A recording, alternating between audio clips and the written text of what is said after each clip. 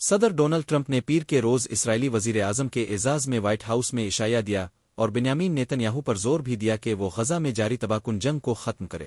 فرانسیسی خبر رساں ادارے AFP کے مطابق صدر ڈونلڈ ٹرمپ کے دوبارہ اقتدار سنبھالنے کے بعد یہ اسرائیلی وزیر اعظم کا تیسرا دورہ ہے جو ایک اہم موقع پر ہو رہا ہے۔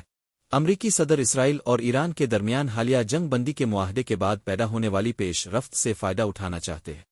صدر ڈونلڈ ٹرمپ نے عشائیے کے آغاز میں صحافیوں کو اس سوال کے جواب میں کہ امن معاہدے میں رکاوٹ کیا ہے کہا کہ مجھے نہیں لگتا کہ کوئی رکاوٹ ہے، میرا خیال ہے کہ سب کچھ بہت اچھے طریقے سے آگے بڑھ رہا ہے۔ اسرائیلی رہنما کے سامنے ایک لمبی میز کے دوسری جانب بیٹھے ہوئے ٹرمپ نے یہ بھی اعتماد ظاہر کیا کہ حماس غزہ میں جاری تنازع ختم کرنے لیے تیار ہے، جو اب 22 مہینے میں داخل ہو چکا ہے، وہ ملاقات کرنا چاہتے ہیں اور وہ جنگ بندی چاہتے ہیں۔